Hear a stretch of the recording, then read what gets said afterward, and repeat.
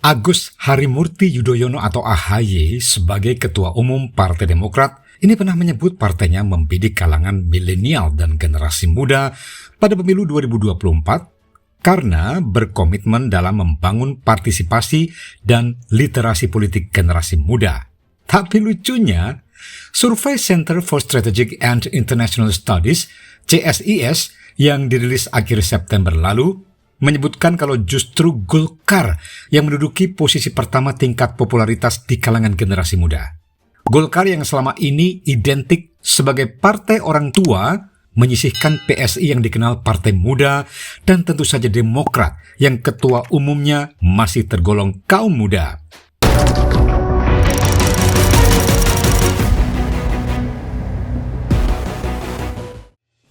Komisi Pemilihan Umum KPU pernah merilis bahwa pemilu 2024 bakal didominasi pemilih muda, yakni mereka yang berusia maksimal 40 tahun pada pemungutan suara 14 Februari 2024. Nah, dengan demikian, pemilu 2024 ini menjadi momen krusial bagi golongan muda untuk menentukan arah masa depan Indonesia. Proporsi pemilih muda jumlahnya sekitar 53 hingga 55% atau 107 hingga 108 juta dari total jumlah pemilih di Indonesia. Bagi KPU, tingginya jumlah pemilih muda menjadi tantangan tersendiri sebab tingkat partisipasi pemilih pada pemilu 2019 pun ini telah mencapai 81%. Namun tetap ada kalangan pemilih muda yang tidak memilih. Untuk itu, KPU menyusun berbagai program guna menjangkau dan membuat pemilih muda dapat mengakses segala informasi terkait pemilu 2024. Kira-kira apa makna dari KPU menggait pemilih muda yang prosentase demikian besarnya? Tidak lain adalah untuk menjamin kualitas demokrasi dan terutama menjaring anggota legislatif bahkan memilih presiden dan wakil presiden yang tepat. Jika KPU saja demikian menaruh perhatian terhadap pemilih muda, apa yang dilakukan partai politik untuk menggait pemilih muda? Apakah telah punya program khusus untuk menggait mereka?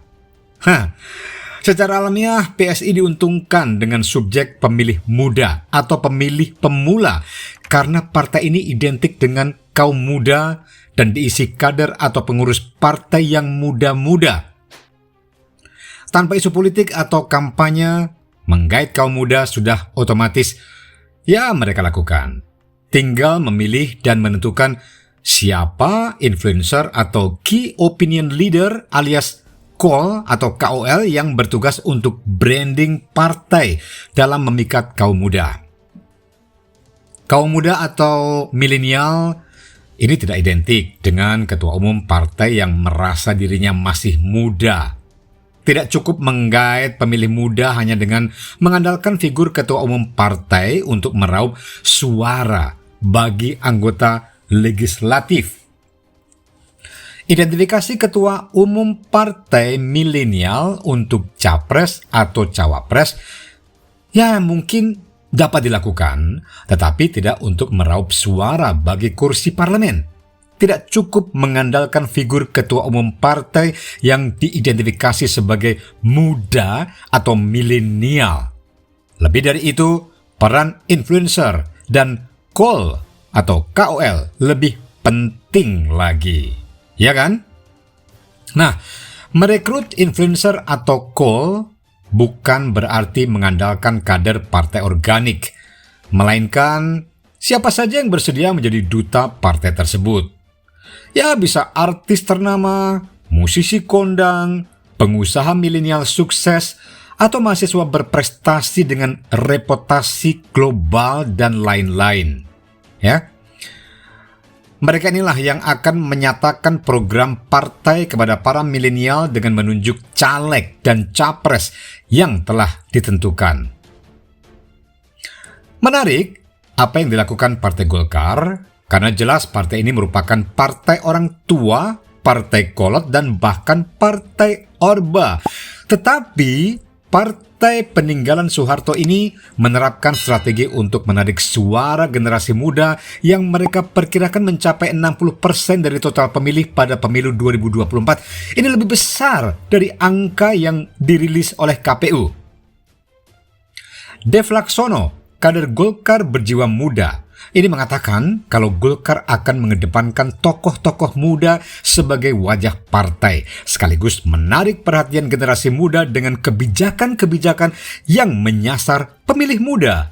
Jadi keduanya dilakukan bersamaan. Nah, usaha ini tidak lain untuk terus mengingatkan dan juga mempertegas posisi Golkar dalam memperbesar porsi pemuda yang harus menampilkan politisi-politisi muda. Selain yang ada di internal Golkar, juga merekrut dari luar, supaya generasi muda masuk ke dalam partai Golkar dan maju dalam pileg atau pilkada. Itulah kata Dev yang merupakan putra politikus senior Golkar, Agung Laksono. Selain itu, Golkar memfokuskan pada kebijakan-kebijakan pro generasi muda. Salah satunya dengan memperjuangkan kebijakan perundang-undangan yang memihak pada kaum muda. Ya, menarik juga upaya Ketua DPD Partai Demokrat DKI Jakarta Mujiono yang menempatkan kaum muda pada jajaran pengurus DPD PD DKI Jakarta 2022-2027. Kepengurusan partai didominasi kaum intelektual dan milenial setelah pihaknya melakukan seleksi melalui uji kelayakan dan kepatutan bersama tim formatur. Dari 186 orang pengurus, tim formatur berhasil menjaring kaum-kaum intelektual. Ada sebanyak 75% memiliki latar belakang pendidikan tinggi. Komposisi pengurus DPD PD DKI Jakarta periode 2022-2027 ini setidaknya diharapkan mampu meraih kemenangan di kemudian hari. Nah, AHY sebagai ketua umum memang pernah menyebut partainya membidik kalangan milenial dan generasi muda pada pemilu 2024 karena berkomitmen dalam membangun partisipasi dan literasi politik generasi muda Indonesia. Namun AHY tidak ingin partainya hanya menjadikan generasi muda sebagai komoditas pemilih dalam pemilu, tetapi mampu mengartikulasikan serta memperjuangkan aspirasi dan kebutuhan dari generasi muda. Dan menurutnya, ini semua yang sangat fundamental. Kita ingin generasi muda juga memiliki literasi politik yang baik karena suara mereka ini sangat menentukan masa depan.